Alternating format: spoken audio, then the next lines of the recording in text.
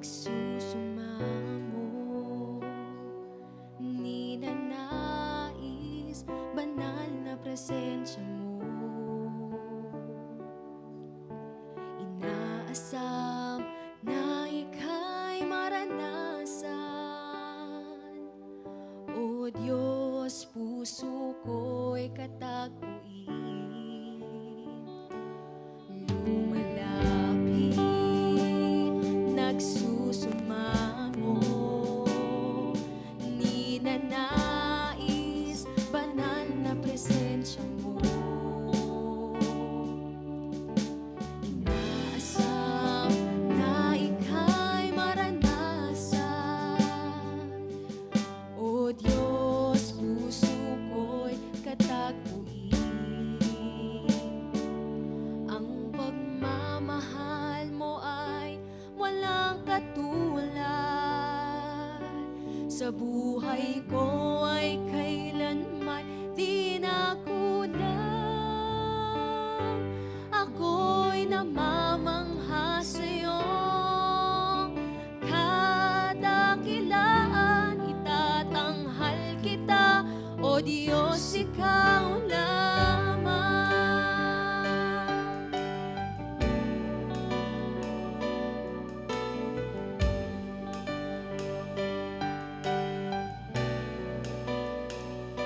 Kahanga-hanga ang iyong katapatan, ang kabutihan mo ay walang hanggan. Ikaw, Jesus, ang matibay na sandigan, hindi ako bibiguin kailan pa man. Ang pagmamahal mo ay walang katulad, sa buhay ko ay kailanman di nakulang. Ako'y namamangha sa'yong kadakilaan, itatanghal kita, O Diyos, ikaw lamang. Ang pagmamahal mo ay walang katulad, sa buhay ko ay kailanman di nakulang. Ako'y namamangha sa'yong kadakilaan, itatanghal kita, O Diyos, ikaw lamang.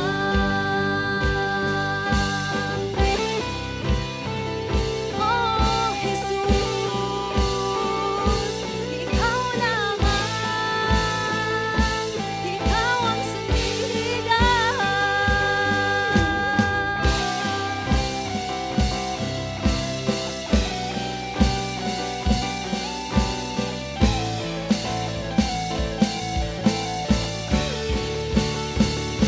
Pangako mong tunay sa buhay ko ay siyang gabay, aking lakas at kanlungan.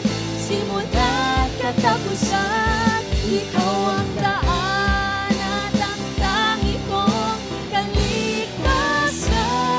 Walang ibang itataas, Jesus, ikaw lamang. Pangako mong tunay sa buhay ko ang siyang gabay, aking lakas at kanlungan. Simula't katapusan, ikaw ang daan at ang tangi kong kaligtasan. Walang ibang itataas, Jesus. Ang pagmamahal mo ay walang katulad, sa buhay ko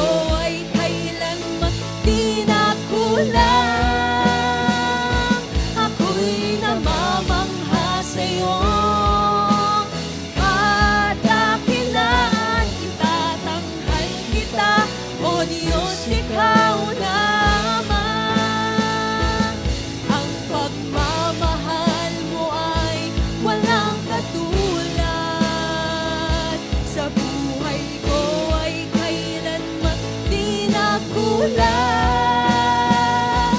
Ako'y namamangha sa'yo. Kadakilaan, itatanghal kita, O Diyos, ikaw lamang. Itatanghal kita, O Diyos, ikaw lamang. Itatanghal kita. Purihin po ang ating Panginoon.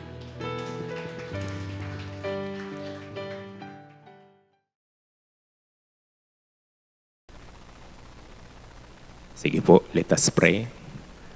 Aming Diyos na makapangyarihan sa lahat. Tunay ngang napakadakila po ang iyong biyaya, pag-ibig, katapatan sa aming mga buhay. Kaya naman kami, O Diyos, ay naririto sa buong maghapon na ito upang kayo'y papurihan, maitaas ang iyong dakilang pangalan, masamba sa lugar na ito at mapapurihan sa aming mga buhay. Pagpalain po ninyo ang bawat isa na naririto, na tunay na nagpupuri sa iyong kadakilaan at kagandahang loob sa buhay namin. Hinihiling namin ang iyong patnubay sa bawat isa na tunay kaming magpasakop sa iyong kapangyarihan at kabanalan. Nang sa gayon, ang kapangyarihan ng gawaing ito sa buong maghapon na ito ay siyang makamtan at ang iyong kaluwalhatian ang siyang maihayag sa buong maghapon na gagawin namin. At habang kami nakikinig ng iyong mga salita mula sa inyong mga piniling tagapagsalita, O Diyos, puspusin ninyo kami ng iyong karunungan upang dumaloy ang kalakasan na nagmumula sa inyo hanggang matapos ang gawain na ito. Tunay po ninyong kaming gabayan ng inyong pagpapala upang sa buong araw na kami ay naririto, makapokus po kami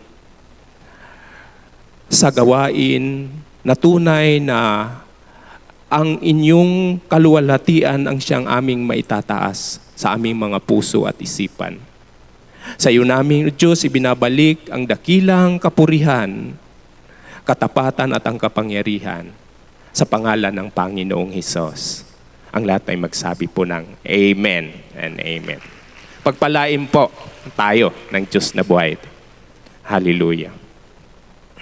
Magkakaroon po tayo, mga kapatid, ng maiksing sharing po patungkol po sa ating devotion. Samahan po ninyo akong buksan ang mga talatang sinulat po ni Apostol Pablo para sa mga taga-Pilipos. Philippians chapter 2 verse 12 to 16. At babasahin ko po ito sa Tagalog version po. Ang sabi dito, kaya nga, mga minamahal, tulad ng inyong buong pusong pagsunod nung ako'y kasama pa ninyo, lalo kayong maging masunurin ngayon, ako'y malayo na sa inyo. Pagsumikapan ninyong maging ganap ang inyong kaligtasan ng may lubusang paggalang at pag-ibig sa Diyos. Sapagkat ang Diyos ang kumikilos sa inyo upang inyong naisin at isagawa ang kanyang kalooban. Gawin ninyo ang lahat ng bagay ng walang reklamo at pagtatalo, upang kayo'y maging mga ulirang anak ng Diyos, matuwid at walang kapintasan sa gitna ng sanlibutang baluktot at masama. Sa gayon, magsisilbi kayong mga ilaw sa kanila, tulad ng mga bituing nagniningning sa kalangitan. Verse 16, habang ipinapahayag ninyo ang salitang nagbibigay buhay, sa gayon sa araw ni Kristo ay maipagmamalaking hindi nawalan ng kabuluhan ang hirap at pagod ko sa inyo. Bendisyonan po ng Diyos ang pagkabasa po ng mga talatang sinulat ni Apostol Pablo para sa mga taga-Pilipos. At bago po tayo magsimula sa ating sharing, mga kapatid, tingnan muna natin po yung ating team ngayon. Andun pala, bakit dito ako nakatingin? Okay. At ang sabi dyan ay, together, let us declare and display Christ. Okay. Mapapansin po natin, meron po yan malaking encouragement. Because our team started from the word together. Meaning, ikaw, ako, together tayo. Let us display or declare and display the goodness of Christ in our life. Ang tanong, paano? How can we be able to declare and display Christ or the goodness of God in our life? Mahirap na tanong.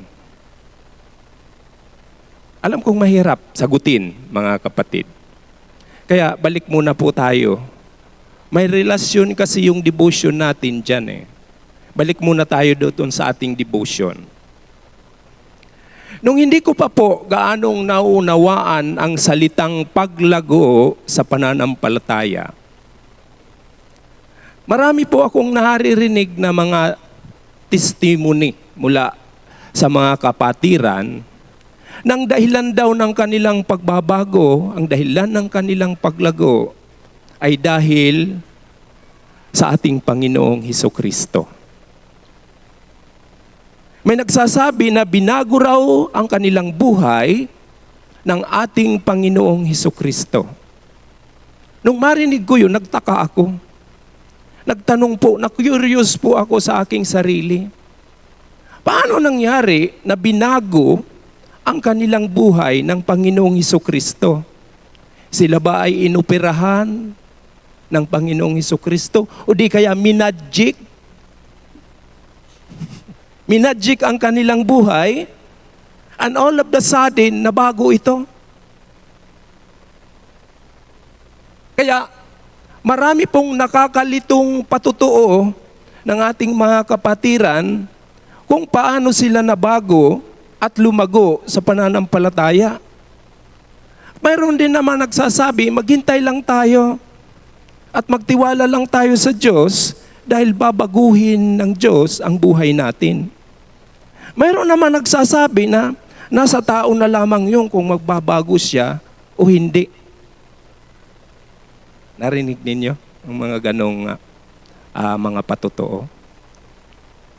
Kaya nalilito tayo, sino ba talaga ang may hawak ng pagbabago ng ating buhay at pananampalataya? Tayo ba o ang Diyos? Mabuti na lang mga kapatid, nilinaw po yan ni Apostol Pablo doon sa ating binasa.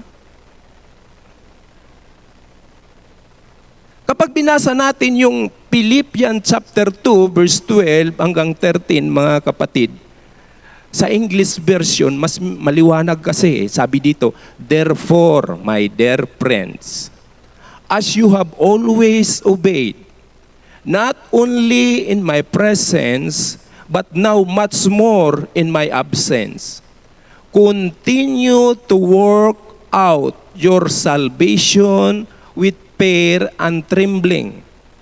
For it is God who works in you to will and to act according to His good purpose.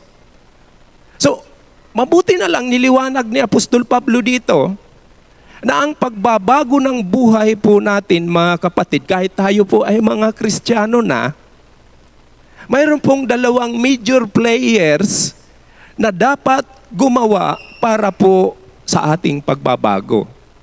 Ang una po, tayo, ikaw at ako, at ang isa naman ang Diyos. Hallelujah. Mayroon tayong trabaho. Ang trabaho po natin ay mag-work out. Continue to work out your salvation. Ang trabaho po natin ay mag-work out. At ang trabaho naman po ng Diyos ay mag-work in. Ngayon, ano po ba yan? Okay. May dala pong kailangan magtrabaho para lumago tayo at magbago po tayo sa ating pananampalataya. Yun na nga yung sinabi ni Apostol Pablo. Kailangan pagsumikapan nating maging ganap ang ating kaligtasan O ibig sabihin po mga kapatid, pag sumikapan nating gampanan ang layunin kung bakit tayo iniligtas. Hallelujah. Ang pangalawa naman, ang Diyos ang kikilos sa atin upang naisin natin na isagawa ang kanyang kalooban. Ang ibig sabihin po, mga kapatid, kung walang pagsisikap na maging ganap ang ating kaligtasan, hindi naman kikilos ang kapangyarihan ng Diyos upang ating naisin na isagawa ang kanyang kalooban. Kailangan po may work out, may work in, mga kapatid. Hallelujah. In the absence of these two, walang paglago at pagbabagong magaganap sa ating buhay bilang mga mananampalataya, kahit tayo ay mga Kristiyano na, at kailanman, kapag walang pagbabagong magaganap sa ating buhay, kailanman hindi natin maidi-declare at hindi rin natin maidi-display ang kagandahang loob ng Panginoong Hesus sa buhay natin. Yun po yun. Paano pa ba magsikap upang maging ganap ang ating kaligtasan? Ang tinutukoy po mga kapatid dito ay hindi po upang maligtas tayo, dahil ligtas na po tayo. Kundi ang naisiparating ni Apostol Pablo na pagsikapan natin ay yung ma-develop po tayo para magampanan natin kung ano po yung layunin ng Diyos kung bakit tayo iniligtas. Kasi naniniwala po tayo mga kapatid, bawat isa sa atin na naririto, tinawag po tayo ng Diyos. Tinitiyak ko sa iyo, hindi ka makakarating dito kung hindi ka tinawag ng Diyos. At ang Diyos, hindi po yan nagmi-miss call. Pag tumawag ang Diyos, mayroon yan ipapagawa. Maniwala kayo.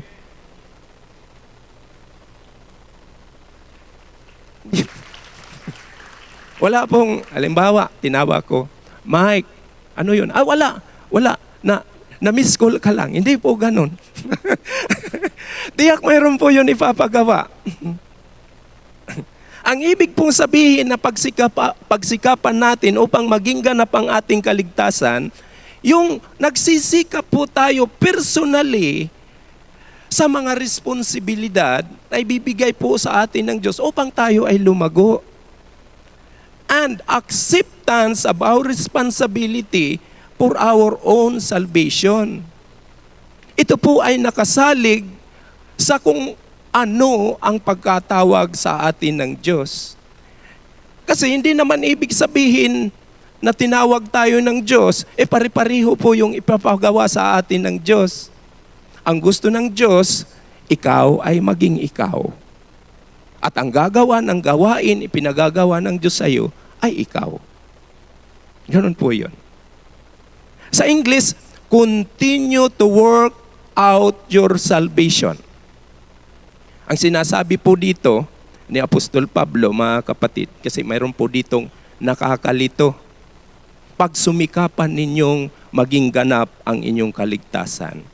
Kapag hindi po natin ito gaanong naunawaan, maaring ang pumasok po sa atin, ay hindi pa ba ako ligtas? Kailangan ko pa bang pagsumikapan maging ganap? Kailangan ko pa bang pagsumikapan ang aking kaligtasan? Hindi po. Ang ibig po sabihin, ganito yun eh. Yung ina, pag nanganak yung ina, kahit bata yan, yung ipinanganak niya, tao yan. Niwala po ba kayo na tao yung pinanganak? Okay. Pero tatanungin ko kayo, tao yun. Ganap na ba po ba yung kanyang pagkatao? Hindi pa. Kasi hindi pa siya marunong magdamit, hindi pa siya nakakapagluto, hindi pa siya nakakapagwalis. Hindi pa po ganap yung kanyang pagkatao kahit tao na siya. Ngayon, ligtas na po ba tayo? Yes. Ganap na po ba yung ating pagkaligtasan? Ayun, nakuha din. Okay. Nakuha din natin. Yun po yung pinawo-work out ni Apostol Pablo. Para makapag-work in naman yung Diyos. Para naisin natin, maisagawa ang kalooban ng Diyos. Okay. Ganon po yun, mga kapatid. Work out. Okay. Hallelujah. Wala na po kasing mas mahalaga pa sa usaping ito, mga kapatid, na ano? Na pagsumikapan natin. Kasi pag sinabi po, kapatid, ng Biblia na pagsumikapan ninyo, mahirap po nagawain yun. Hindi sasabihin ni Apostol Pablo na pagsumikapan ninyo kung madali lang gawin. Mahirap po yan. Kaya sinabi niya, pagsumikapan ninyo. Yung simpleng gawain nga lang siguro hindi natin nagagawa, lalo na yung pagsisikap. Hallelujah. Wala na kasing mas mahalaga pa sa usapin na ito kung patungkol po sa paglago ng pananampalataya ang pag-uusapan. Kasi po, kapag hindi po natin ito sineryoso, ano yung sineryoso, Pastor? Yung pagsisikap na maging ganap ang ating kaligtasan, yung pagsisikap na maipakita natin yung responsibilidad kung bakit tayo niligtas, okay. Hindi po lalabas yung kapangyarihan ng Diyos sa buhay natin upang isagawa natin naman yung kalooban ng Diyos. At kung magkaganon, yung team natin na together, let us declare and display Christ. Nanatiling team lang yan sa buhay natin. Hindi talaga yan mangyayari. Hallelujah. Tayo po'y manalangin. Let us pray. O Diyos, nagpapasalamat kami sa ipinahayag ninyong mga salita sa umagang ito sa pamamagitan ng aming devotion. Inihiling namin ang iyong pagpapala. At anumang mga kakulangan sa buhay namin, inihiling namin sa pamamagitan ng banal na Espiritu Santo na siyang magpuno sa amin at pagpalain ang gawain na ito mula simula hanggang matapos ito.